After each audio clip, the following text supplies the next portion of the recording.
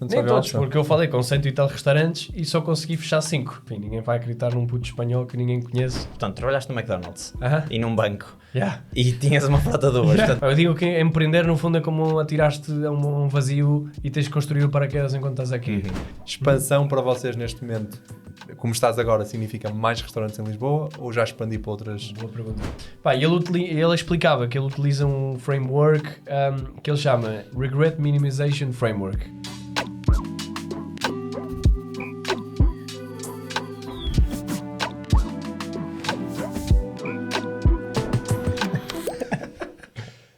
Bem-vindos a mais um episódio de Founder Tales. Hoje temos connosco o Álvaro Meyer, CEO e fundador da Volup. Álvaro, obrigado por ter aceitado o convite, bem-vindo. Obrigado eu. Espero que não estejas a morrer de calor ainda. Não.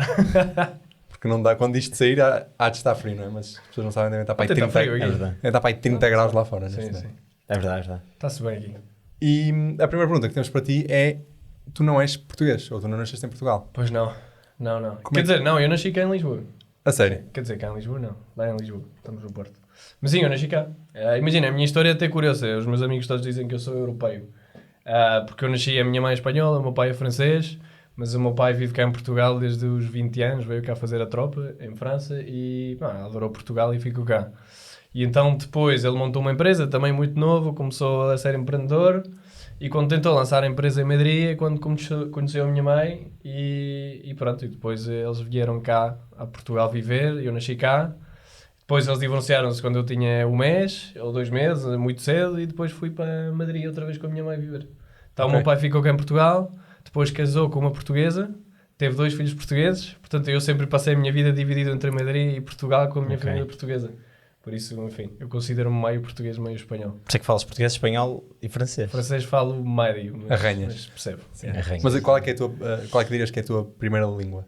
É espanhol. Okay. Mas eu estou cá há 7 anos, por isso às vezes já penso em português e tudo, por isso já sou, enfim, mais português. Mas depois vou para a Espanha 1 mês, volto para cá, estou a falar mais português. Portunhol. Portunhol, exato. Mas pronto, eu sou meio. Mas tu estudaste, ou seja, tu cresceste em Espanha? Eu cresci em Espanha a minha vida toda. Até à universidade, estudaste lá? Até os 21 anos. E depois porquê que vieste para cá então? 21 anos vim para cá, porque imagina, eu estudei finanças, o meu sonho sempre foi investment banking e finanças e ir para Londres e ganhar dinheiro, etc. Mas depois vim cá, consegui, no 3º ano da universidade, consegui um estágio aqui na banca, no Banco Popular na altura, que depois foi comprado pelo Santander. E pronto, todas as expectativas que eu tinha de trabalhar na banca foram cruzadas com a realidade que não tinha nada a ver com aquilo que eu tinha planeado.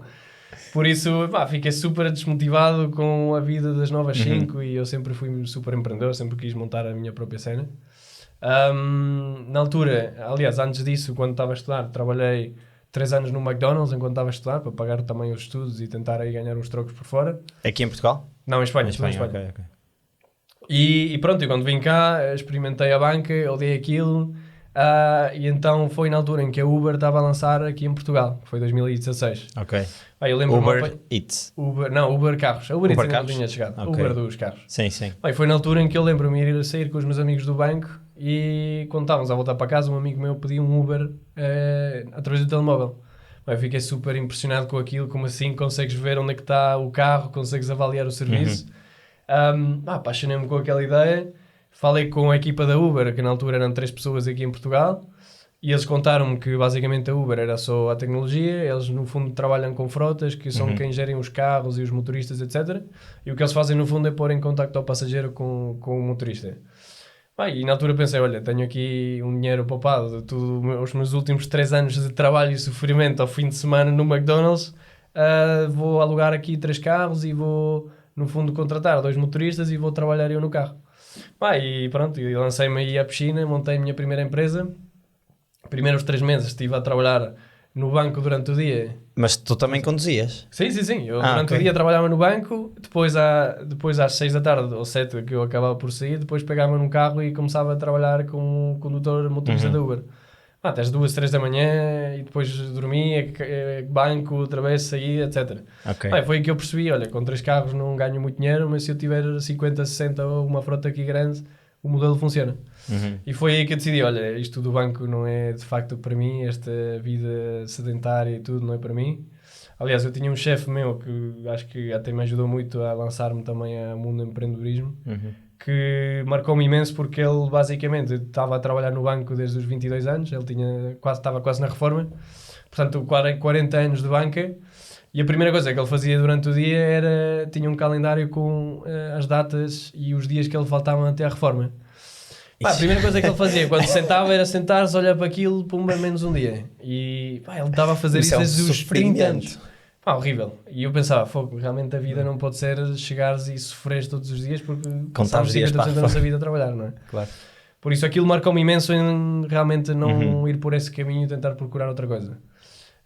E pronto, aí decidi, olha, vou deixar então a banca e vou-me focar nesta empresa a 100% e Mas vou fazer depois isto conseguiste crescer. aumentar a frota? Sim. Aquilo cresceu, chegamos a ter os primeiros 2 anos e meio muito difíceis, porque espanhol, 21 anos, sem rendimento, 3 carros eu tinha dinheiro, mas para crescer aquilo era impossível para financiamento.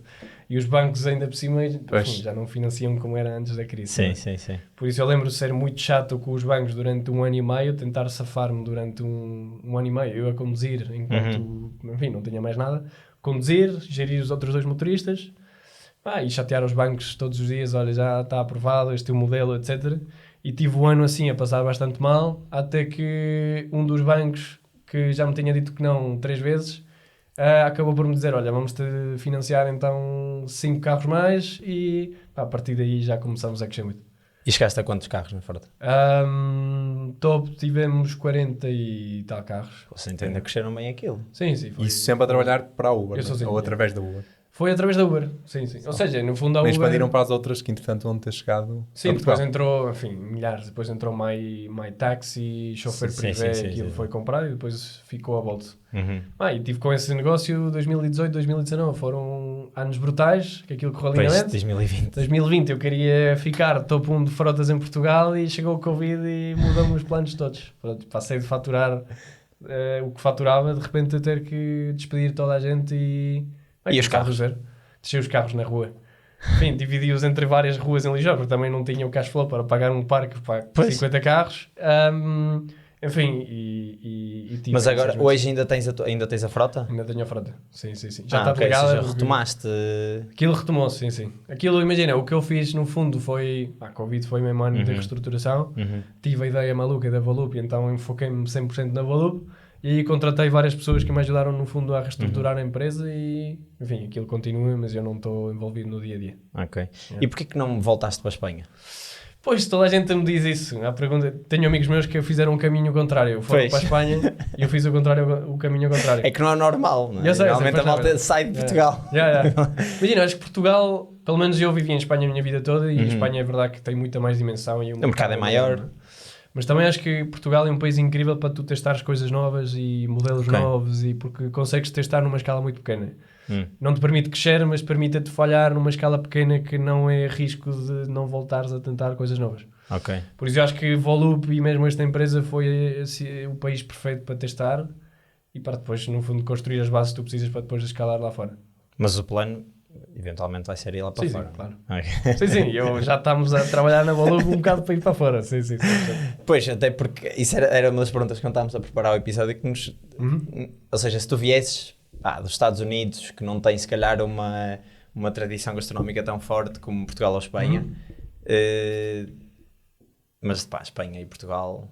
Tem tradições gastronómicas muito fortes. A Espanha, se calhar, até tem mais, não é? Tem mais restaurantes. Sim, Espanha, imagina, a nível gastronómico, pelo menos Madrid, em comparação com Lisboa, é 10 vezes maior do que isto. Pois, exato. Sim. Seja... Tens 10 vezes mais restaurantes, mais população com este poder adquisitivo que para nós Volup é interessante. É o foco. E as pessoas gastam muito mais dinheiro em restaurantes. Por isso, eu estive em Madrid há pouco tempo. Em Madrid, segunda-feira tentas reservar um restaurante e não consegues. É impressionante. De segunda até domingo está tudo cheio.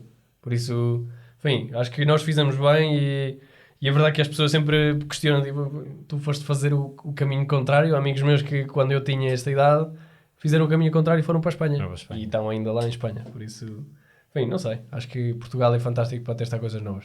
Ok. Mas já falámos aqui várias vezes da Volup, então o que é a Volup? A Volup surgiu no Covid, porque, enfim, eu nessa altura tinha os carros todos parados e os motoristas, enfim, a tentar fazer alguma coisa e não tinha nada.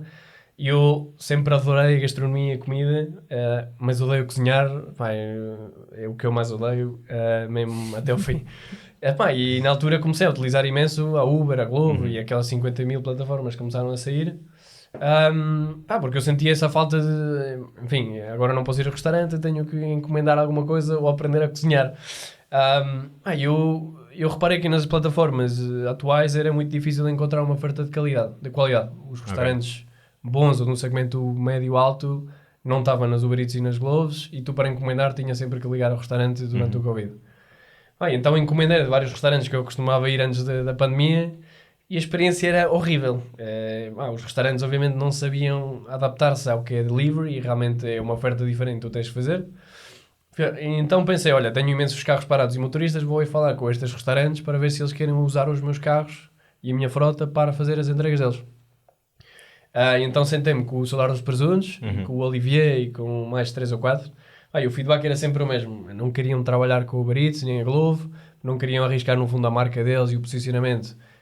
No fim do dia eles têm um serviço e uma marca que eles também é diferenciada e querem manter isso. Eles não queriam no fundo estar ao pé de restaurantes que têm um foco mais em volume e em fast food.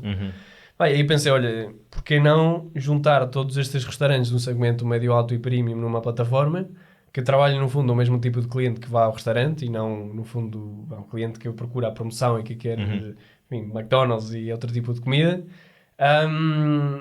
E aí pensei, olha, isto tem tudo aquilo que eu adoro, que é comida, tecnologia, que sempre foi o meu sonho, foi sempre ter uma empresa tecnológica. Eu na outra empresa acho que já estava, enfim, já tinha chegado ao meu limite a nível de desafio intelectual. Muito mais difícil de escalar.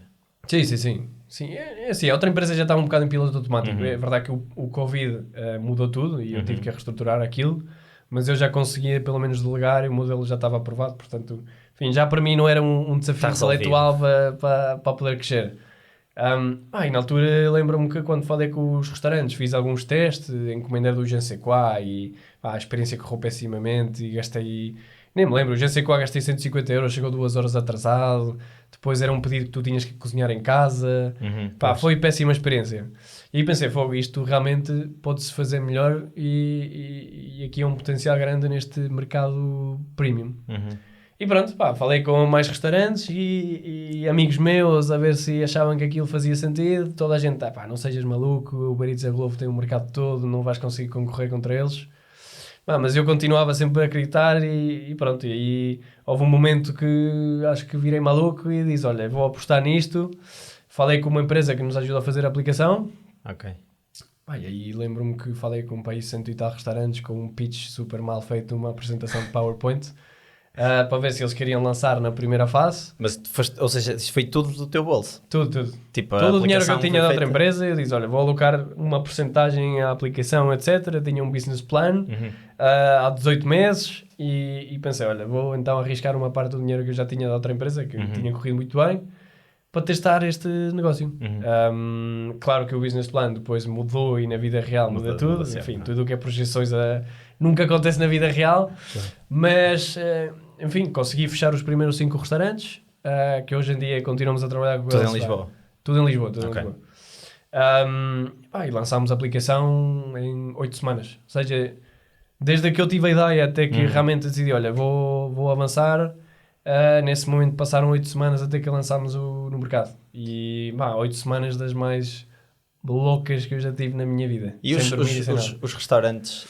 tão premium, eles querem estar nas delivery apps? É uma boa pergunta. É assim, no início para nós foi muito fácil porque era o Covid, quer dizer, fácil entre aspas. E eles tinham de estar, não é? Eu falei com tinham de estar, não queriam estar na Uber Eats, nem todos, porque eu falei com 100 e tal restaurantes e só consegui fechar 5. Imagina, neste segmento eu já percebi que a malta tem que te conhecer ou tens que ver introduzido por alguém, porque senão, enfim, ninguém vai acreditar num puto espanhol que ninguém conhece. Isso era a minha pergunta a seguir. Consegui fechar os primeiros 5 porque precisava mesmo. E foram os primeiros 5 que nos alavancaram também no início. É assim, a nossa proposta de valor inicial, quando lançámos com estes 5, foi muito simples, que é, vamos pegar nos melhores restaurantes e vamos fazer o modelo tradicional de delivery, que é, vamos te entregar o restaurante em casa. com uma equipa de estafetas, obviamente, também mais diferenciada e que é selecionada por nós. Fizemos umas mochilas que têm materiais isotérmicos que garantem a temperatura durante mais tempo, que elas fizemos aqui no Porto. E depois a ideia era, olha, o menu do restaurante em casa. O que é que acontece? Aquilo funciona em pandemia, porque as pessoas não podem ir ao restaurante. Certo. Agora, o que nós reparamos depois do Covid foi as pessoas realmente não estão dispostas, ou muito poucas pessoas estão dispostas a pagar aquele o mesmo para receber em casa. o mesmo que poderiam pagar no restaurante para tê-lo em casa. Aí passámos 1 ano e meio depois da abertura das coisas, não é? Depois da quarentena, bastante lixada, em que, enfim, levámos muita porrada para tentar perceber qual era a fórmula e o que é que realmente era a nossa proposta de valor. Porque também os restaurantes depois da abertura passaram a estar 100% focados em nós. De repente, tenho um restaurante que passei de ter 0 pessoas em staff porque despediram todas as pessoas, de repente tenho que contratar as pessoas e voltar à normalidade, não é? E a Valu passou a ser a última prioridade do restaurante. Portanto, o que é que nós fizemos nesse ano e meio foi testar coisas, e uma das coisas que testamos que realmente funcionou e o que agora nos está a fazer crescer imenso é que a maior mais-valia que nós temos é nós fazemos uma consultoria com os restaurantes para que eles criem uma proposta de valor diferenciada em delivery. Ou seja, os restaurantes que vendem connosco são aqueles que olham para a delivery como uma unidade de negócio diferente. O menu do restaurante é o menu do restaurante e está feito para consumir no restaurante. E há muitos pratos que não estão feitos para entregar em casa, ponto e final. E digo-te neste segmento do Premium Mais, mas eu quando encomendo McDonald's, as batatas do McDonald's nunca chegam bem. Eu trabalhei no McDonald's e aquilo, passados 7 minutos, tens que deitar as batatas fora, porque já passa, enfim, a qualidade, os standards de qualidade do McDonald's são altos. E eles obrigam-te a passar de 7 minutos, tens que deitar aquilo fora. Portanto, imagina, em delivery aquilo nunca na vida vai chegar bem. Claro. Portanto, é muito importante este trabalho que nós fazemos com os restaurantes de adaptação do menu para que corra bem em delivery. Podes dar alguns exemplos de adaptações concretas que os restaurantes tenham feito aos menus? Assim, o Kanazawa, que é o primeiro restaurante que eu fechei, que é do Paulo Moraes, que é, enfim, o rei do Sushi Man aqui em Portugal e é o mentor de muitos novos restaurantes que estão a abrir agora. Ele foi sempre o mentor deles. O que nós fizemos com ele foi um menu completamente adaptado. Ou seja, se tu queres ir ao Kanazawa, gastas mínimo 100 euros, 150 euros. Primeiro demoras para ir 3 meses em ter uma mesa, porque ele ganhou a estrela Michelin e agora é quase impossível ter mesa lá. E connosco podes encomendar Valu todos os dias e pagas 40, 50, 60, 80 euros. Ou seja, tu podes escolher. É um menu em que ele não podes comprar lá no restaurante. Fizemos uns pratos especiais para delivery e que são mais baratos do que ir ao restaurante. Porque no fundo tens uma experiência diferente e é isso que nós fazemos com os restaurantes. Por isso era a minha pergunta. Os clientes que vão a esse setor ultra premium vão muito pela experiência, porque tens um sommelier, tens uma prova de vinhos, etc. Na altura, quando tu pensaste na ideia, isto não te... Imagina, a nossa proposta de valor no fundo não é concorrer contra a experiência do restaurante. No início foi, mas durante o Covid porque não havia restaurantes, não é? Aí sim funcionou.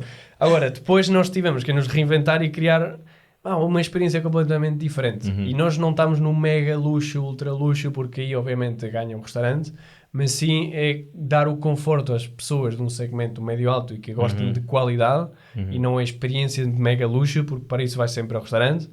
É as pessoas que valorizam a qualidade e o conforto de ter em casa esta comida vão ao Valup. E é isso que nós fazemos. Então, provavelmente, as pessoas que encomendam na Valup são diferentes das pessoas que vão ao restaurante especificamente? Não necessariamente. Porque, no fundo, acho que, e nós temos provado, as pessoas que vão, por exemplo, a um Kanazawa, a um Vítor Sobral, a um Chef Kiko, vão uma vez por semana ou 2 vezes por mês, mas acabam por encomendar outras 2 vezes por mês. Portanto, o que nós fazemos, no fundo, com os restaurantes é que os clientes dos restaurantes que se calhar por ano gastam, não sei, 5.000 euros, a oferecer uma oferta de valor e uma proposta de valor em delivery com a Valup, possam ganhar desses clientes em vez de 5.000, 8.000 euros ou 10.000. Mas a vossa base até é maior, porque como não vão ao ultra premium, que é preciso 3 meses de espera, se calhar apanham a malta só do premium. É o segmento médio alto.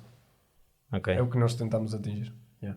E tu quando, portanto, trabalhaste no McDonald's e num banco e tinhas uma frota de uvas, portanto, nenhuma dessas indústrias era indústria de luxo. Pois não. Quer dizer, o banco, mais ou menos, mas não. Mas não. E como tiveste de aprender sobre a indústria de luxo? Porque há um exemplo clássico cá em Portugal que conseguiu digitalizar muito o luxo, que foi a Farfetch. E eles também falam muito da experiência de tu teres o delivery é todo cuidado e tem um unboxing diferente e etc. Quando estavas a pensar na Volup, olhaste para a Farfetch, viste o que é que eles faziam? Eu quando pensei na Volup acho que nem pensei muito, porque acho que isso aconteceu com a empresa também dos Ubers, que eu tinha uma ideia inicial X, passado 6 meses mudou tudo e no fundo, à medida que... eu digo que empreender no fundo é como atiraste a um vazio e tens de construir o paraquedas enquanto estás aqui. A ideia original da Volup eu acreditei imenso porque eu vi de facto o problema em primeira mão.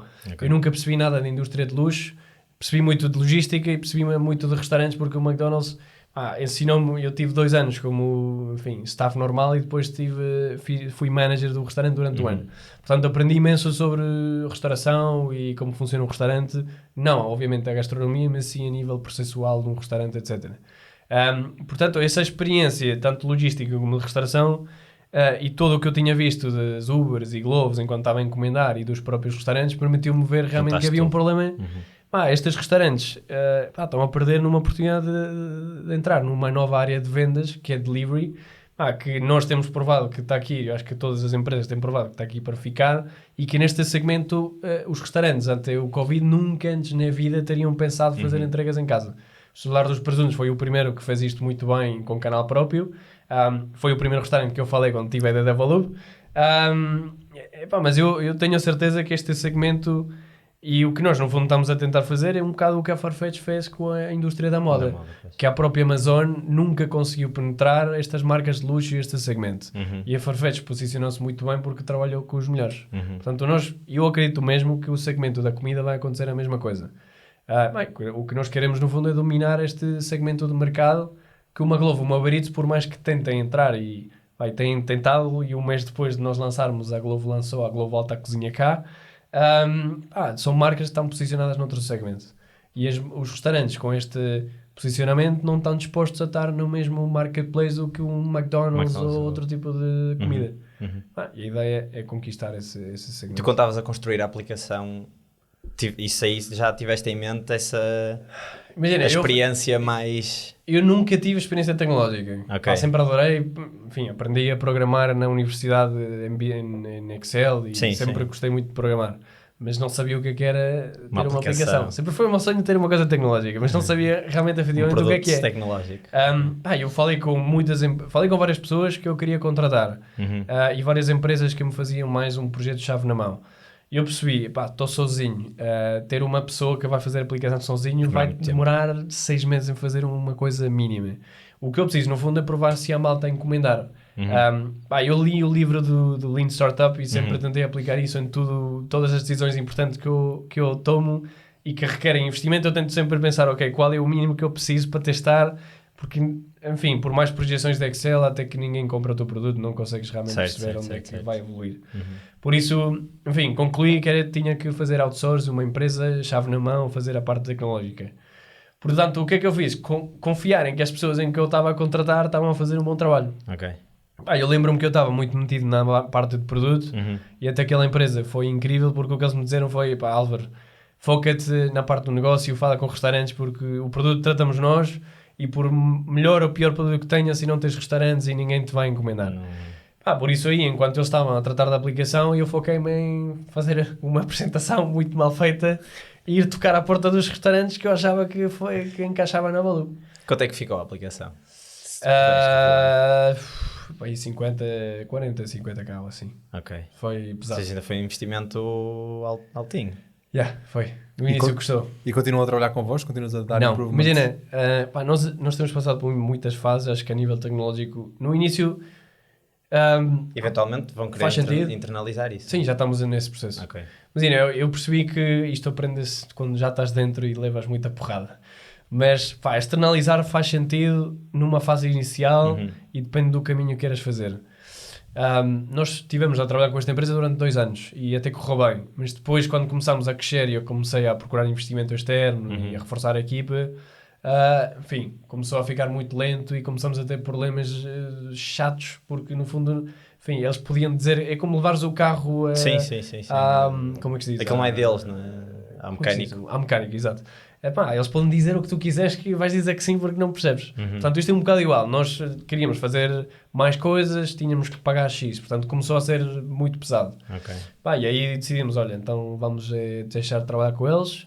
Fizemos o processo muito chato de comprar o código e a passagem de conhecimento, que foi difícil. E hoje em dia trabalhamos já temos um full stack developer connosco que está a batalhar com esse código há 7 meses. Quantos é que vocês são neste momento? Não somos muito poucos, somos 5 só. Muito fixe. Sim. Mas já são 5 há muito tempo?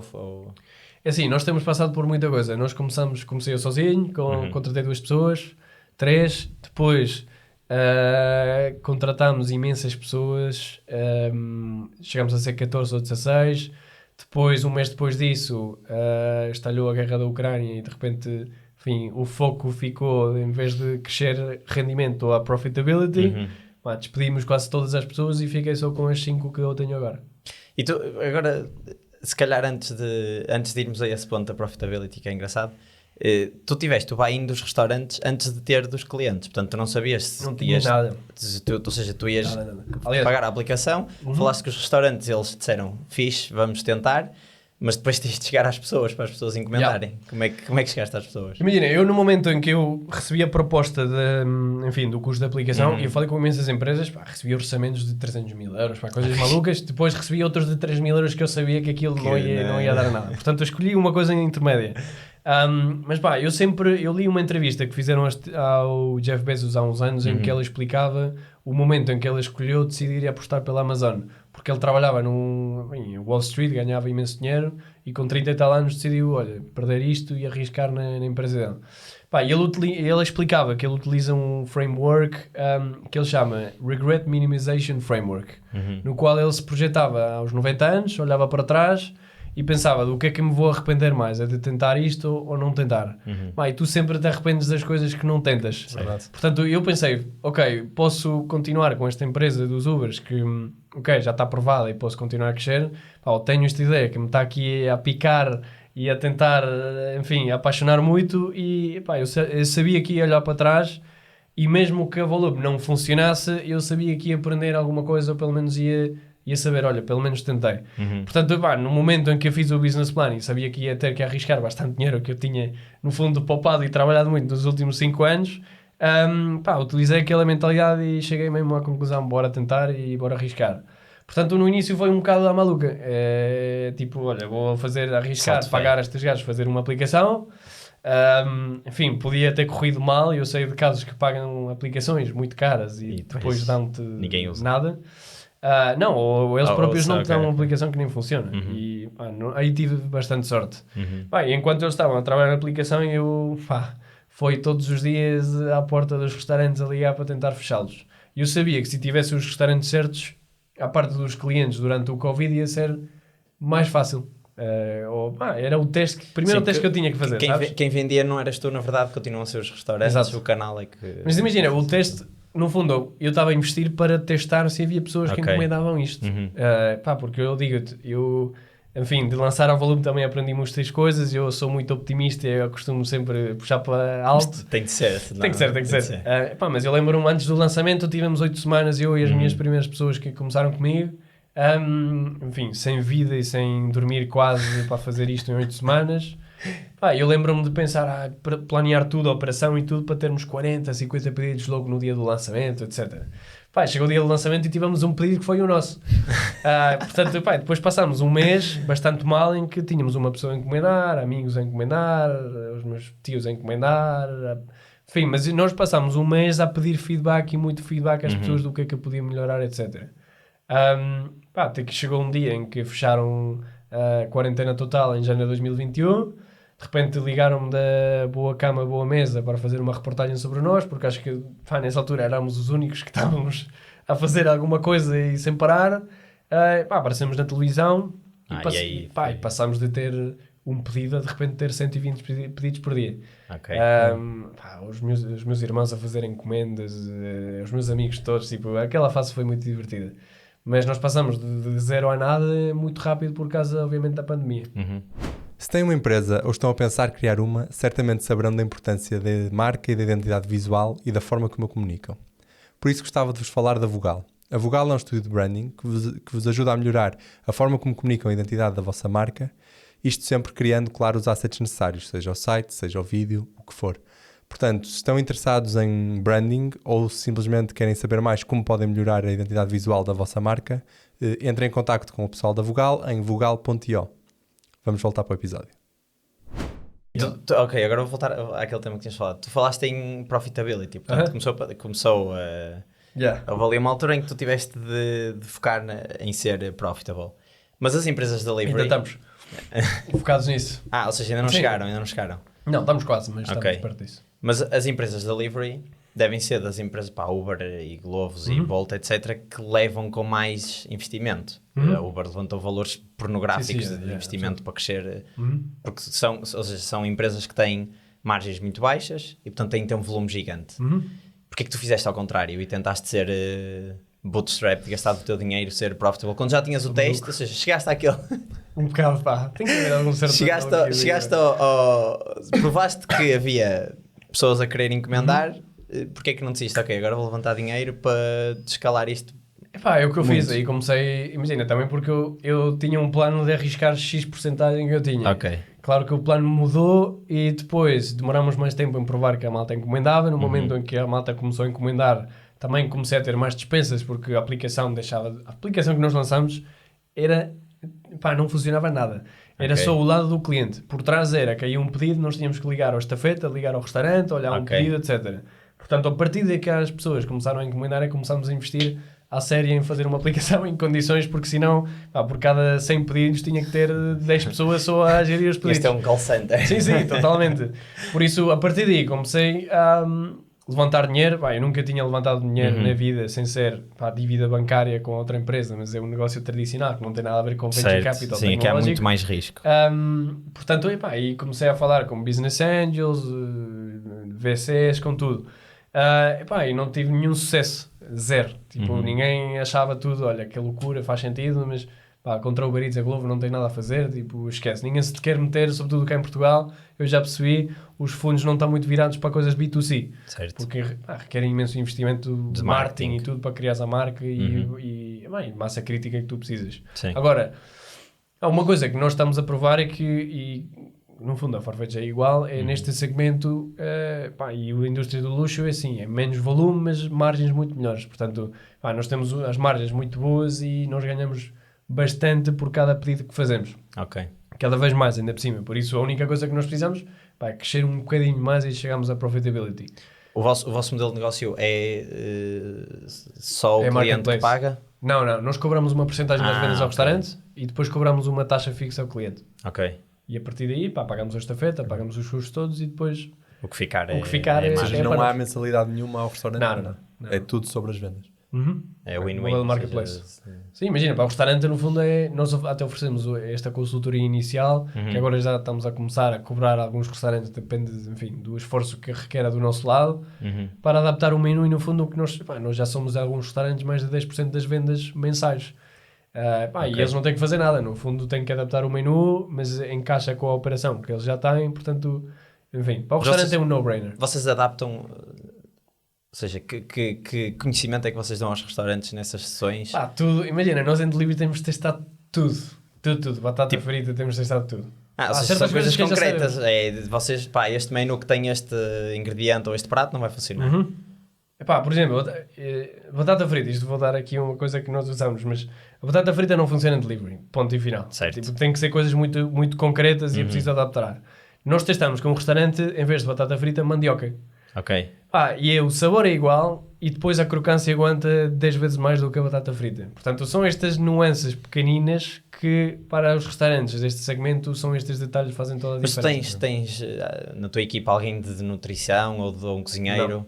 Não. Então, são coisas que nós temos testado com os restaurantes. E o bom de trabalhar com este segmento é que os próprios chefes com os que trabalhamos dos próprios restaurantes já tem muito know-how a nível gastronómico. Claro. E com o know-how que nós temos de delivery do que é que já funciona e não funcionou, fazemos uma coisa em conjunto com eles. Eles também querem fazer uma coisa em condições.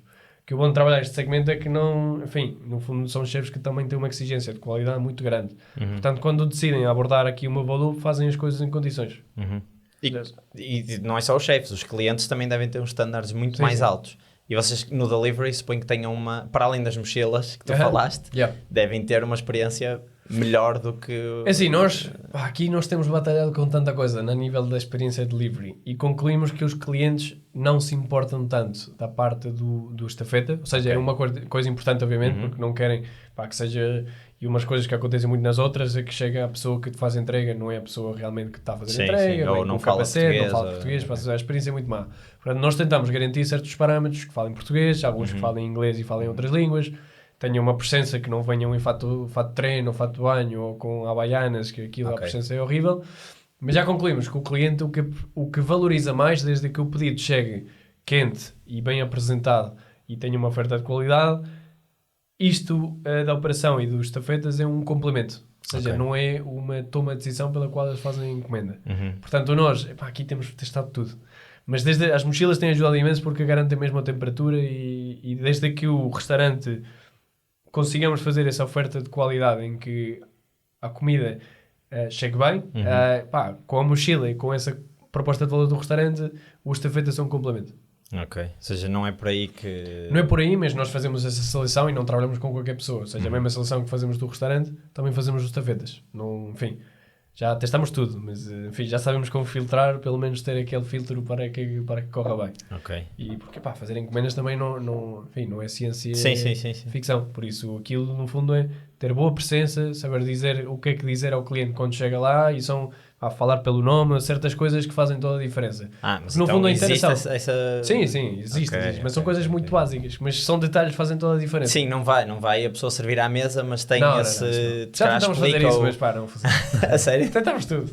Não funciona, porque, sei lá... A pessoa se calhar nem quer. A pessoa em casa pode ser um bocado... É um bocado... Já tentámos fazer chefe em casa também, aquilo funcionou bem. Nós temos tentado fazer tudo. Porquê que não continuaram com a ideia de chefe em casa? Por escalabilidade? Desfoco. Nós com 5 pessoas só conseguimos chegar a 2 ou 3 coisas bem feitas. Nós já tentamos fazer muita coisa e ao mesmo tempo. E já chegamos à conclusão que é melhor fazer 2 ou 3 muito bem e sobretudo a tua equipa não fica desmotivada porque, enfim, se tens pessoas boas, gostam de ser boas naquilo que fazem. E se estão a fazer 80 coisas... E a mim já me aconteceu isso, no fundo não consigo ser bom em nenhuma. Certo. Portanto, mais vale fazer 2 ou 3 muito bem, não somos bons naquilo que fazemos, que é delivery, e é isso que vamos continuar a fazer, até ter os recursos também que nos permitam, se calhar, fazer outras coisas. Quantos restaurantes é que vocês já têm? 90 e poucos. Todos em Lisboa? Quase no 100, todos em Lisboa. Ok. E, portanto, dos 5 para os 100, o que é que mudou? Quando fechaste os 5 e agora para chegar aos 100? Mudou que nós provamos que se o restaurante fizer uma proposta de valor concreta, se existir um parceiro de delivery que ele ajude a fazer isso e que ele ajude a chegar ao tipo de cliente que vai ao restaurante, os clientes encomendam e os próprios restaurantes aumentam as vendas. Portanto, nós o que temos provado é que bem feito o delivery funciona, sobretudo neste segmento. E a chave é adaptar as coisas e que a Volup é uma unidade de negócio diferente para o restaurante e nós permitimos que o restaurante aumente as vendas, mas tem que trabalhar connosco para que isso funcione bem, porque nós já conhecemos os clientes, temos clientes que encomendam todos os dias, que é absurdo, que uma coisa que eu até fico chocado, porque o ticket médio é elevado. Quanto é que é o ticket médio? No geral, à volta dos 50 a 55 por pedido. Por pedido, ok. Temos pessoas que encomendam 3 vezes por dia. 3 vezes por dia? Poucas pessoas, mas temos alguns. Mas nós já temos identificado o que os clientes querem. E no fundo o que agora estamos a conseguir, e temos provado uma coisa que era um bocado a base da Volup, que era, no fundo, o cliente que vai ao Kanazawa também é cliente do Chef Kiko. Certo. Portanto, quantos mais restaurantes tiveres deste segmento, os clientes que vêm do Chef Kiko vão acabar por ser clientes de outro restaurante. E agora que já estamos quase no 100, já estamos a ver este efeito rede em que os clientes que vêm pelo lançamento do novo restaurante ficam depois clientes dos outros. Portanto, é isto que no fundo que temos provado. Eu acho que na vossa situação em que vocês estão a tentar posicionar como uma marca, como tu disseste, a nível médio-alto, em termos de luxo, há de haver, vocês não hão de querer ter restaurantes infinitos, não é? Portanto, há ali um ponto de saturação, ou seja, expansão para vocês neste momento como estás agora, significa mais restaurantes em Lisboa ou já expandir para Boa pergunta. outros sítios? Nós temos um mantra na Valup que é quality over quantity. Preferimos ter 15 restaurantes, mas que sejam os bons, do que ter 500. E já tentamos tudo, já te digo. Nós já chegamos a ter 100 e tal restaurantes porque depois do Covid tivemos que ir a todo lado. Claro. E tentamos, e metemos restaurantes no Valup, claramente. E aí desfocámos um bocado a atitude. E provamos que realmente, se nós queremos entrar na luta com o Uber Eats e a Glovo, vamos perder sempre, portanto vamos ficar naqueles 50 ou 100 restaurantes muito bons que não sabemos que são perfeitamente Valup. Por isso nós, o que queremos é... Enfim, o que nós queremos no fundo oferecer aos clientes Valup é que cada categoria de comida tenha os melhores restaurantes, a melhor seleção. Seja sushi, seja italiano, seja pizza, seja etc. Portanto, nós temos, por exemplo, algumas categorias que já estão um bocado saturadas em que já trabalhamos com os melhores, sushi é uma delas, mas temos outras que estamos agora a potenciar. Portanto, nós queremos continuar a potenciar essas categorias em Lisboa, mas enfim, já estamos com o olho posto em lançar noutras geografias, que é em Madrid, que é onde nós vamos lançar agora, que, enfim, tem muita mais densidade de restaurantes deste segmento e cumpre com aqueles parâmetros macro que nós sabemos que o modelo, como a Valup, encaixaria perfeitamente. Pois, não dá em qualquer cidade. Não. Há bocado estávamos a falar que tu tentaste no Porto também e não... Também tentámos no Porto no timing mau, ou seja, nós ainda não tínhamos a fórmula figured out, ou seja, na altura era só meter restaurantes e não fazer este serviço de, que restaurantes, como adaptamos o menu, etc. Portanto, enfim, nós lançámos no Porto também na altura em que nós íamos fechar uma ronda que acabamos por não fechar e passámos de um dia para outro. Enfim, no dia em que íamos assinar, eu tinha 2 semanas de cash e no dia em que íamos assinar a ronda dizer-me, olha, afinal não investimos. E passei de estar em modo crescer a de repente em modo máxima sobrevivência. Pior fase da minha vida aquela. Tivemos que estar 2 meses sem pagar ordenados e, enfim, aquela fase foi muito chata e então tivemos que escolher, olha, então não temos aqui para suportar a operação do Porto, fechamos o Porto e focámos em uma coisa mais pequena até fazer o check do modelo. Isto quando é que foi? Em que altura? 2022? Foi 2022, depois do verão. E como é que se dá a volta a isso? Como é que passaram de 2 meses sem pagar a salários para back on track? Imagina, difícil. O funding para mim tem sido muito difícil. Ou seja, nós já temos estado quase a morrer por aí 4 ou 5 vezes. Esta foi a pior porque eu já contratei pessoas para aquilo e de repente no dia, pumba. Como é que se sobrevive a isso? Com resiliência e... Enfim, a equipa ficou obviamente desmotivada durante 2 meses, estavam a trabalhar sem receber nada. E foi na altura em que eu consegui os primeiros investidores que investiram em nós, que foram business angels que... Enfim, eu liguei a pedir um favor, no fundo, e disseram, olha, vamos dar este montante, mas não era muito. Eu consegui com aquilo sobreviver mais 3 meses, e tenho estado em funding moda desde lá. Enfim, aquilo foi, psicologicamente para mim, foi muito difícil. Enfim, eu acho que founders é realmente difícil, sobretudo porque tens que passar por muita coisa. Mas são coisas más, mas que no fundo ensinam-te muito. Eu já sei... Aquilo ensina-me muitas coisas a nível de funding, que é, por exemplo, não assumir que já tens fechado até não teres até realmente não o dinheiro na conta, não é? Que parece básico, mas para mim, na altura, olha, afinal, não foi tão básico. Foi exatamente o mesmo que o João disse no episódio anterior. Ele disse também que tomou decisões a contar que o dinheiro ia estar na conta no dia X, mas o caso dele até foi porque demoraram a pagar, etc. A mim não, eu não tinha nada assinado, foi uma estupidez. Mas pronto, eu acho que, imagina, no meu caso, foi um bocado acreditar mesmo muito e ter uma paixão brutal por isto. E eu adoro, eu ficaria a falar aqui da Valup durante 80 horas. Mas esses acho momentos... Não temos mal para ouvir a tentar divisão. eu sei. Mas acho que é importante, por isso é que é tão importante gostar daquilo que fazes, porque nestes momentos difíceis é muito fácil desistir. E já tive muitas oportunidades de desistir. E nunca desisti, não sei porquê, se calhar porque sou um maluco, não sei. Mas eu acredito que até o fim, no fundo, a maior razão pela qual as startups falham nem é pela falta de dinheiro, acho que é porque os founders desistem, porque tu sempre encontras maneiras de continuar. Nós aí eu consegui... Eles transferiram o dinheiro 3 dias antes em que eu tinha que transferir os ordenados já passados, porque eu comprometi-me que eram 2 meses sem receber. Portanto, aí foi 2 meses muito duros. Depois conseguimos um fundo alemão que investiu em nós e conseguimos aí reforçar a roda. E a última foi o crowdfunding que fechamos no início deste ano. Também, porque não tínhamos nada, falei com todos os fundos e delivery nesta altura de guerra, nós somos a última Coca-Cola que há, a última coisa indústria em que ninguém quer investir. B2C ainda por cima num segmento premium.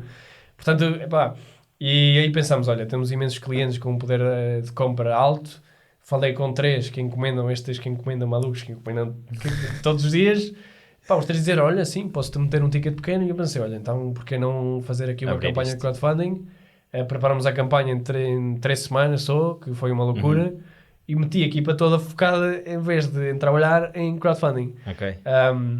Falamos com eu falei com 1000 e tal pessoas em 2, 3 semanas por telefone, cold calling, olha, cliente falou, obrigado, estamos a ligar porque queríamos perceber feedback, o que é que podíamos melhorar, etc. E olha, estamos com esta ideia maluca, já falamos com alguns clientes a ver se querem se juntar com um ticket pequeno, porque não? O feedback foi inacreditável. Conseguimos levantar 500 e tal mil euros em crowdfunding. Esses 500 e tal mil euros foram levantados quase exclusivamente de clientes Valup. Sim. 80%. Clientes, restaurantes e depois alguns clientes vieram na plataforma, estrangeiros que acreditam no modelo, etc. Mas aquilo foi, para mim, foi o melhor pico de motivação que, desde a Valup que eu tive. Porque às vezes falar com fundos e tal e é desmotivante porque muitas vezes não percebem realmente aquilo que tu estás a tentar construir, etc. E os clientes que encomendam todos os dias, que investam e que ainda por cima nos digam, olha, sim, isto faz todo o sentido, crescerem, bora. E depois que realmente investam, foi para nós brutal. E depois quando levantaram ou seja, quando fecharam essa ronda, que foi a segunda maior em Portugal, crowdfunding. Tínhamos quase 30 mil euros. Quem foi a primeira já agora? Foi a GoParity, 600 mil. Ok. Os fundos depois não ficaram, não te ligaram a dizer, olha, se calhar... Alguns sim, mas agora muda tudo. Quando estás naquela fase de sobrevivência... Para além de validação dos clientes, um cliente que queira ter uma parte da empresa é a máxima validação possível, não é? Sim, para nós foi brutal. Foi passar de modo de sobrevivência atual, tipo a máxima, de repente ter o mais dinheiro, o oxigênio para 12, 18 meses e chegar à profitability em princípio, a ter também essa validação de fogo. Tipo, acredita mesmo nisto. E não só uma ou duas pessoas, é que foram 120 assim, pessoas que investiram. Foi brutal. E aquilo, falei com alguns fundos. Mas isso fez-nos pensar muito se nós queríamos ir pela vertente de Venture Capital ou queríamos ir por outra vertente de investidores. Porque uma coisa que eu acredito muito, eu acho que os meus investidores iniciais construíram uma empresa gigante em Portugal em 40 anos e uma coisa que eles sempre me disseram foi estás a passar mal, mas é normal. Eles tiveram os primeiros 6 ou 7 anos, quase sempre pagaram ordenados e também a passar mal. Portanto, acho que as bases de uma empresa que quer construir uma coisa grande também passam por estes momentos de dificuldade em que tu consegues realmente estruturar o que te vai permitir depois crescer.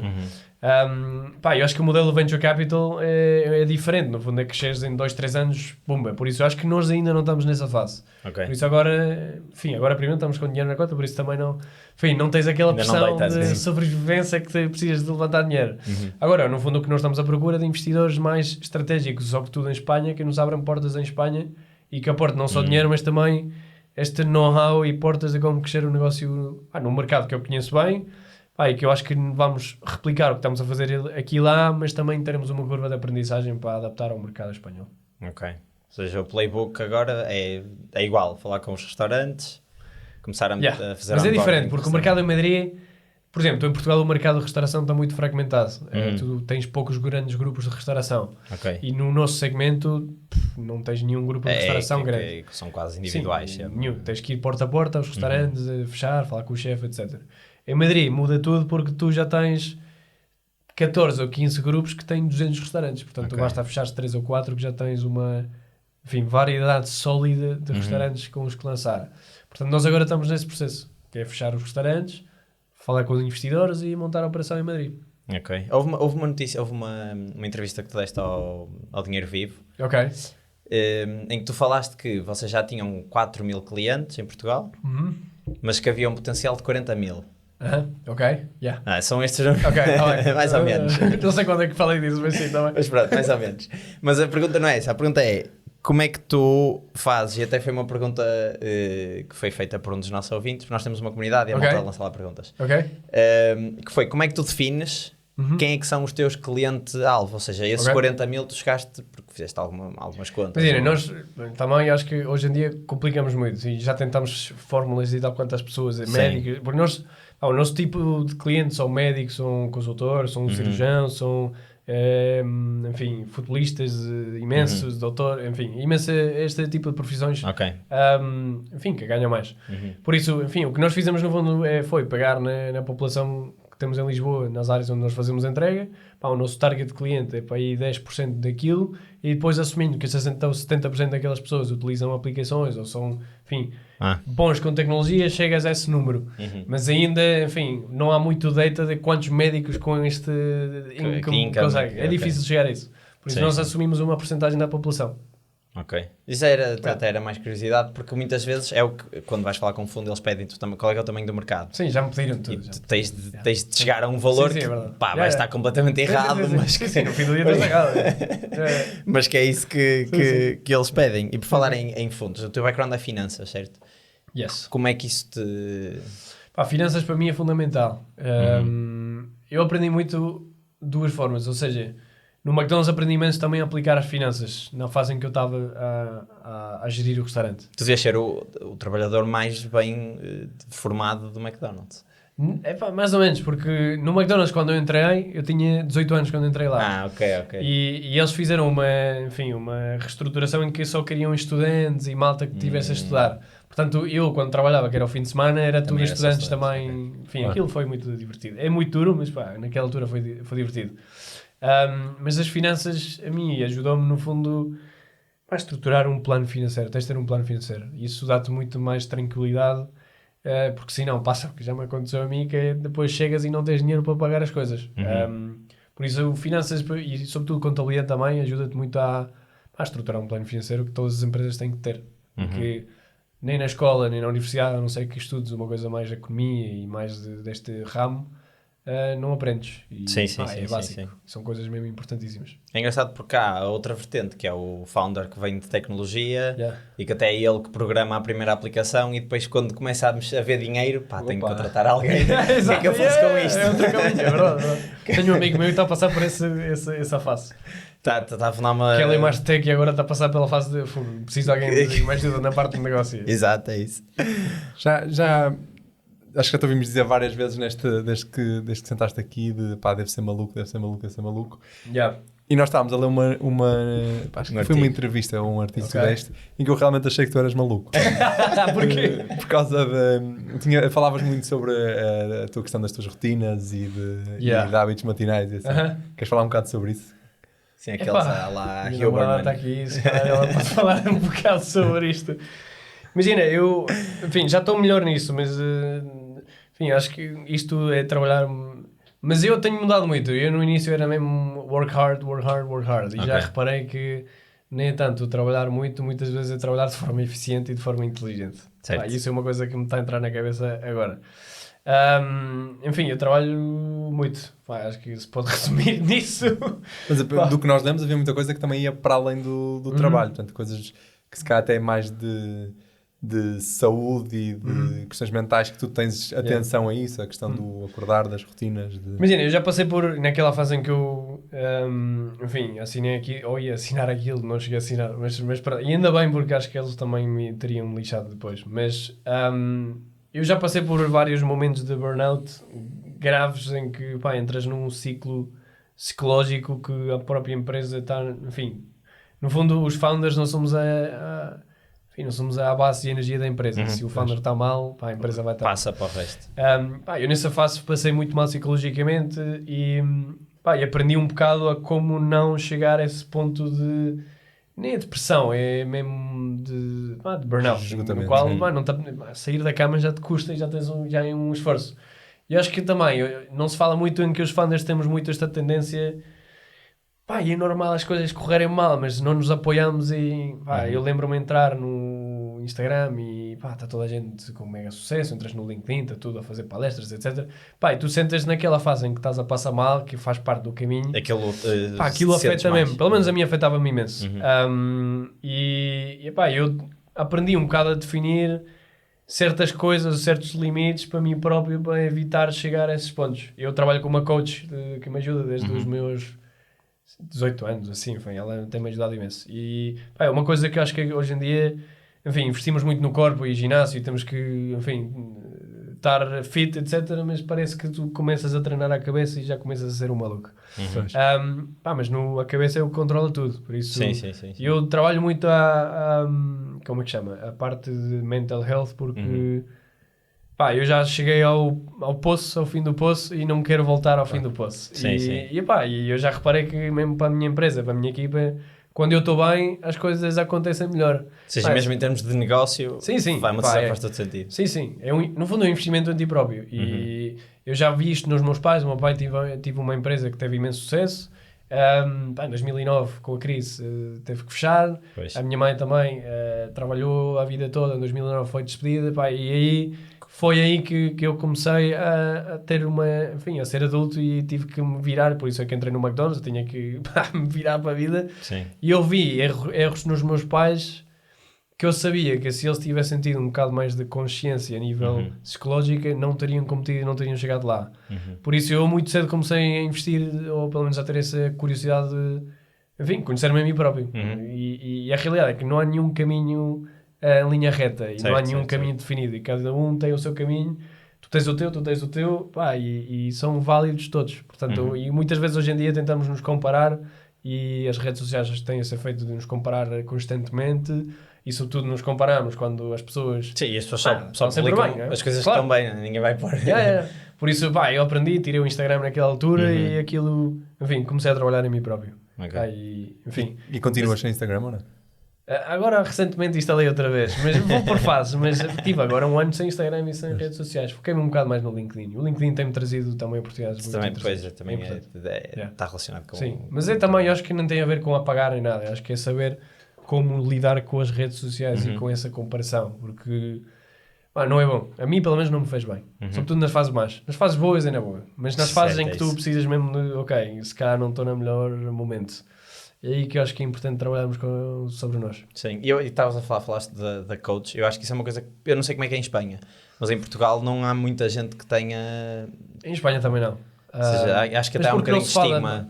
Há um bocado de estigma sobre isso e não se fala. E acho que nós founders ainda temos mais estigma porque temos que ser sempre bem e mais responsabilidade. E pagar salários, etc. E queremos chegar longe, etc. E somos pessoas e eu conheço founders que têm, enfim, o teu negócio pode correr bem como pode correr mal. Se corre mal, pronto, não é, muitas vezes nem é culpa tua. E nós criamos este attachment ao nosso projeto que se falhar ou não correr como queremos, é a nossa identidade que também está a ser afetada. Que eu também ainda não estou lá. Ainda há, enfim, sim, há valor está muito dentro da minha personalidade, mas... Há o sentimento de eu podia estar confortável a trabalhar no banco. Sim, e arrisquei a minha... Mas eu acho que, enfim, eu não e seria olhas para os feliz. teus amigos e... Sim, isso às vezes é difícil. Mas os meus amigos chegam às 6 da tarde, ou às 7 da tarde, na sexta-feira, e não pensam em trabalho até segunda. Certo. E eu não sei esse feeling, e os founders não sabem. Tu estás a pensar em trabalho, por mais que não estejas a trabalhar, a tua cabeça está noutro sítio, está sempre lá. Sim. Por isso, enfim, eu acho que é uma coisa que se deveria falar mais e enfim, no fim do dia ajudar-nos todos, porque, enfim, nem todos os founders têm sucesso, ou temos o nosso sucesso de outra maneira. Sim.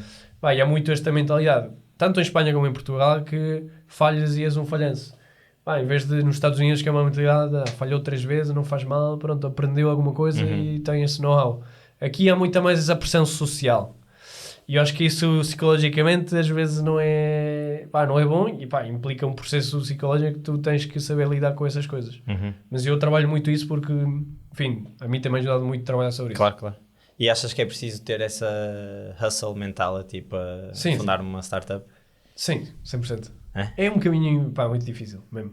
E sobretudo nem é tanto a dificuldade do dia a dia estar a trabalhar, porque, por exemplo, a mim não me custa nada trabalhar, é mais o fator psicológico de não saber o que é que vai acontecer, teres uma visão que de repente muda porque as coisas mudam, Sim. E teres esse fator de de expectativa das pessoas sobre ti. E aí é difícil lidar com isso. Ou seja, achas que não é possível fundar uma startup com sucesso a trabalhar das 9 às 5? Não. Depende da startup, obviamente. Eu já montei um negócio e o meu negócio era um negócio mais tradicional. Startups tecnológicas implica outro tipo de esforço e mentalidade, porque é uma coisa que pode crescer muito mas tem muito mais risco. O negócio que eu montei implicou 3 anos da minha vida, muito trabalho, mas depois era uma coisa automática. E não sei, acho que depende do tipo de negócio. Acho que não há caminho fechado para as coisas. Mas eu acho que para ser bom numa coisa e crescer é preciso dedicar muito esforço e dedicação. Senão, enfim, no fundo, tu podes ser bom numa coisa, mas se queres ser o melhor nessa coisa, tens de trabalhar muito mais. Claro. Implica trabalho. No fim do dia é mesmo isso. Vou fazer uma pergunta um bocado fora do tema, mas que me lembrei há bocadinho, que era... Tu trabalhaste no McDonald's? Yes. Que, é fraca qualidade, não é? Comida. Não Mas é? eles, em termos de processos, Esquece. deve ser uma loucura. Aquilo é impressionante mesmo. Qual é que As cozinhas mais limpas do mundo são as do McDonald's. a minha dúvida era, agora que conheces, não sei se conheces, não deves conhecer tão fundo, mas tens lidado com restaurantes de chefe, que diferenças ou que semelhanças é que, que coisas é que os chefes podiam aprender do McDonald's? Que grande pergunta. Olha, essa pergunta ninguém me fez até agora, uma grande pergunta. Imagina, acho que os chefes, depende dos chefes, mas os chefes, sobretudo a Estrela Michelin, têm são malucos da sua maneira, são artistas mesmo. E eles não olham para a parte dos processos. Okay. E muitas vezes perdem-se nessa maluquice. Okay. E nesse ego. Eu já tenho aprendido a lidar com isso. Mas, o McDonald's o que tem impressionante é mesmo... São tipo os founders também. Sim, é verdade. São malucos. criativos, são artistas, é verdade. Sim. Eu no início gostava, mas agora já percebo o que é por trás. E a realidade é que a experiência que eles criam é mesmo... é difícil porque, enfim, implica um trabalho por trás brutal. Eu acho que é processos, o que eles podiam aprender é processos. Okay. Mas também não sei se queres processos porque tem um fator criativo muito alto. E no fundo são coisas completamente diferentes. O McDonald's o que quer é replicar a mesma coisa milhões de vezes. Os chefes o que querem não é replicar, é que cada vez que fazem seja uma experiência diferente. Portanto, eu nem sei se eles deveriam aprender um com o outro. Se calhar o McDonald's deveria aprender um bocado mais dos chefes. Mas a qualidade do McDonald's é incrível. Mesmo que, pelo menos a nível de processos, a nível da limpeza e auditorias e tudo, aquilo é mesmo inacreditável. Acho que os dois poderiam aprender um com o outro, mas mais o McDonald's dos chefes do que os chefes do McDonald's, eu acho. Ok.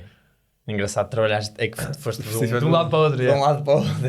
Mas também não conheço, imagina, eu nunca trabalhei numa cozinha de chefe. Já estive no início, na fase inicial da Valup, já estive lá metido a perceber como é que funcionavam as coisas, mas nunca estive lá metido. Ou seja, não metas-me lá e não faço a mínima ideia. Mas tu no McDonald's estavas na cozinha?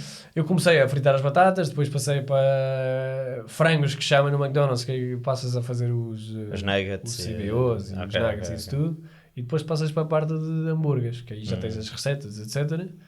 Depois passas para a parte de caixa, que é o next steps em que sobes no McDonald's. Aí perdi o medo a falar em público, porque eu tinha um pânico absurdo a falar em público. E estás nos leões com 500 pessoas chateadas que querem não sei o que, etc. E estás lá no meio e tens que resolver as coisas. Não fazia ideia que as responsabilidades eram tão segmentadas. Super, sei que hoje fazes imagina, uma coisa, depende do volume. Aquilo é mesmo processual até o mais alto nível. Tu tens, por cada X pedidos, aquilo de repente é uma pessoa.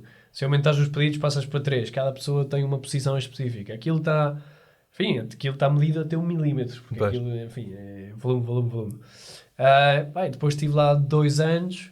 Eu queria crescer porque eu queria sempre ter experiência em gerir equipas, etc. E surgiu uma oportunidade de ser manager e gerir o restaurante. E tive 1 ano a gerir o restaurante. E aí depois tive um burnout porque aquilo era... eu estudava durante a semana, 6 da tarde ia ao McDonald's até as 4 da manhã, voltava ao McDonald's depois às 2 da tarde até as 2, 3 da manhã. Enfim, aquilo acabou comigo. Mas aprendi imenso. Aprendi a gerir equipas, a gerir emoções. Tinha 20 anos quando comecei a gerir aquilo. Eu era um puto. Mesmo, pois, com 20 anos. 20 anos no restaurante, sim. E o McDonald's, não. O McDonald's é... É uma loucura. Uma tasca. Aquilo era duro. Mas aprendes, com estas experiências aprendes imenso. Sim. Muito acredito. Tem que ser. Aliás, os meus filhos no futuro vão estar numa grande certeza a aprender. É muito bom trabalho, isso dá-te mesmo... Eu valorizo muito as coisas que consegui com outra empresa, também comecei a valorizar mais porque eu ganhava 4,5 € por hora investi o dinheiro que eu consegui poupar de 3 anos de suor e lágrimas e aprendes muito a valorizar as coisas. Ou seja, não... Enfim, eu lidei com pessoas que eu sabia no fim do dia que aquilo... eu daqui a 2 anos, 1 ano ia a minha vida. Mas pá, tu lidas com pessoas que têm 3, 4 filhos, estão lá e dependem daquilo. É o trabalho. E estão lá e vão estar lá até a reforma. Pá, e aquilo começa... Enfim, cria em ti uma resiliência e uma forma de ver as coisas em perspectiva que eu acho que é muito importante, para, sobretudo hoje em dia, para a malta nova e tal. Pá, acho fundamental. Isso é fixe. Para mim foi, pelo menos. Muito fixe. Pá, eu não tenho nenhuma experiência dessas. Pá, não precisas, mas enfim, a minha ajudou-me imenso. Só uma última pergunta antes de irmos à última. Ok. Que nós fazemos sempre. Portanto, tu fundaste todas as tuas empresas cá em Portugal, não é? Yes. As duas. Mas Espanha também tem assim, um ecossistema de startups muito forte. Ali, Barcelona, principalmente, se calhar mais até que Madrid. Tu conheces o cenário, sabes quais é que são assim, as maiores diferenças entre o português e o espanhol? Pá, tu falaste dos fundos cá em Portugal, por exemplo, não gostarem de B2C e é verdade, eles vão quase todos para B2B porque é mais fácil, é mais seguro, normal, os contratos são maiores. Claro. Mas em Espanha, pá, tens ideia de que é que é diferente? Em Espanha, eu estou cá há 7 anos. Eu só comecei a ir para agora em Espanha este último mês, que eu fui para ver se havia bom feedback para um modelo como o nosso em Espanha. E realmente é que fui bastante bem recebido. Mas é uma questão de escala. No fundo, tu aqui tens... Os fundos gerem... Um fundo grande aqui gera 50 milhões. Sim. Pá, em Espanha, 50 milhões é um fundo qualquer que levantou... Pá, um gajo qualquer. Certo. As montantes são diferentes. Tens muita mais escala e muita mais dimensão. Portanto, enfim, tu tens pessoas interessadas em B2C e muito mais do que aqui. Portanto, eu acho que é uma questão de escala. Não tem a ver com a mentalidade. Acho que somos muito parecidos mesmo. O espanhol e o português somos muito parecidos. Geralmente somos aversos ao risco. Certo. Nas duas é igual, mesmo. Enfim, as pessoas que acham que a Espanha somos mais para frente, mas eu acho que não. Pelo menos o feedback que eu tenho tido, não. Só que há mais pessoas. E eu vendo mais pessoas. Enfim, e mais dinheiro e mais dinheiro. Sim, muito mais. Mas porque há mais pessoas. E Madrid está a virar, nos últimos 7 anos, virou uma... Acho que pelo Brexit e etc. Está a virar uma capital europeia muito... super cosmopolita, cheio de finanças e a nível financeiro. Goldman Sachs e estas grandes sempre estão a ter sedes em Madrid. Portanto, acho que isso faz muito. Eu acho que aqui o que falta no fundo é mais dinheiro aqui e mais malta estrangeira. Acho que falta malta estrangeira que venha de fora também a revitalizar aqui um bocado e que faça pensar em grande. Acho que aqui e em Espanha é um bocado igual, nós pensamos um bocado em pequenino. Eu quando comecei a Volup tinha medo de dizer um bocado a visão, tipo, não, nós queremos conquistar o mercado. Tóquio, Nova Iorque, exato, Angeles. e falava disso e sentia-me mal. E hoje em dia digo, não, fogo, qual é que é o problema de nós queremos conquistar este segmento de restauração no mundo inteiro? Claro. É a visão, nós temos esta visão e vamos fazê-la acontecer. Agora quem quiser juntar-se, junta-se. E acho que os fundos, mesmo em Espanha também, nós temos muito medo a pensar em grande. E a comunicar que queremos montar uma coisa grande. E no fim do dia pensar em pequenino e pensar em grande, a nível de energia é a mesma energia, custa-te o mesmo. Claro. E as dores de cabeça são diferentes. Mas no fim do dia custa-te a mesma coisa. Claro. Por isso eu já decidi, depois destas experiências todas de quase perdê-lo tudo e ficar sem dinheiro, etc. É tipo, já que estou a passar por isto, vou passar por isto para montar uma coisa em grande. Claro. E acho que é assim. Ok. Última pergunta. Acho que vamos para a última pergunta, que é... vamos-te perguntar um conselho que tu gostavas que tivesse sido dado no início, mas não foi. A mim próprio? Sim. Ok. Ou seja, um conselho que tu darias a novos founders. Álvaro de 18 anos ou de 20 anos. Boa pergunta. Eu acho que é rodear-se de pessoas boas. Ok. Mesmo. Eu já tive muitas pessoas a trabalhar para a Volup e eu no início não fazia filtro nenhum, era amigos de amigos, etc. E eu acho que ter pessoas boas ao teu lado, mais vale ter menos pessoas e pessoas muito boas que tenham a mesma visão que tu e que consigam mesmo dar ou tudo ou nada, que é o que nós estamos a dar. Isso faz toda a diferença. Porque senão estás mesmo a trabalhar com um peso muito grande. Por isso acho que se eu voltasse para trás era mesmo rodear-se de pessoas boas e arriscar mais.